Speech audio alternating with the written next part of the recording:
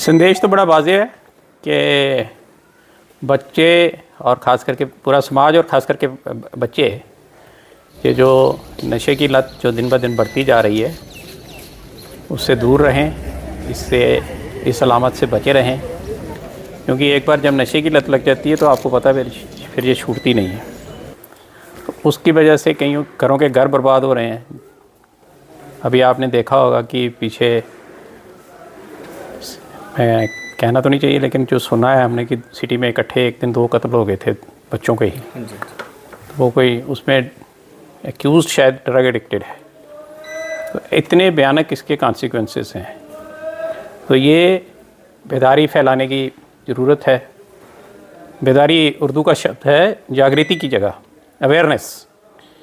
बच्चों को पता भी नहीं लगता है कि वो कब किसी ड्रग पेडलर के या जो लोग इस ट्रेड में लगे हुए हैं उनकी किसी गलत चाल का शिकार हो गए। पता उनको तब लगता है जब वो उस स्टेज से निकल गए होते हैं जहाँ से उनको वापस लाया जा सकता है। फिर वो घरों में पैसों की चोरियाँ करते हैं। घरों में नहीं करेंगे, बाहर करेंगे। तो दिन ब दिन उनकी जो बिहेवियर, एटीट्यूड, कंडक्ट में एक डिटेरियोरेशन आती जाती है।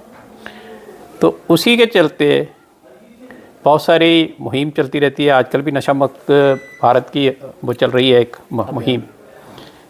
तो इसी के चलते वर्ल्ड हेल्थ ऑर्गेनाइजेशन ने 31 मई को नो टोबैको डे डिक्लेयर कर रखा है और ये हर साल मनाया जाता है।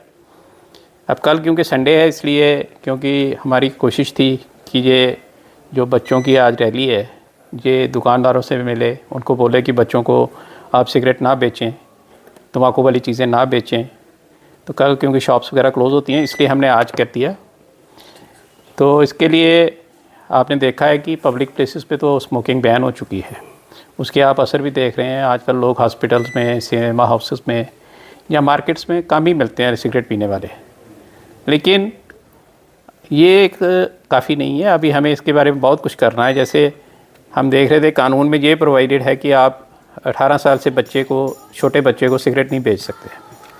अब वो दुकानदार तो चेक करेगा नहीं इसकी एज कितनी है। उसको कवर करने के लिए उन्होंने प्रोविज़न दे दिया है कि आप पूरा पैकेट सिगरेट बेचिए। कभी भी किसी भी बड़े से बड़े आदमी को भी बेचना है तो पूरा पैकेट बेचिए, 1 या 2 नहीं बेच सकते निकाल के, लूज़ जिसको आप कहते हो लूज़। ताकि बच्चा जो है उसके पास इतना पैसा नहीं होगा कि वो 100 रुपये का पैकेट ख़रीदे, 150 रुपये का पैकेट ख़रीदे। तो वो मांगेगा जाके दुकानदार से कि एक सिगरेट दे दो, 2 सिगरेट दे दो। तो वो दुकानदार की ड्यूटी बनती है वो ऐसा ना करे। अगर वो ऐसा करेगा उसके ख़िलाफ़ कार्रवाई हो सकती है। तो ऐसी जैसी चीज़ों की हम जो है मतलब अवेयरनेस लोगों को देना चाहते हैं।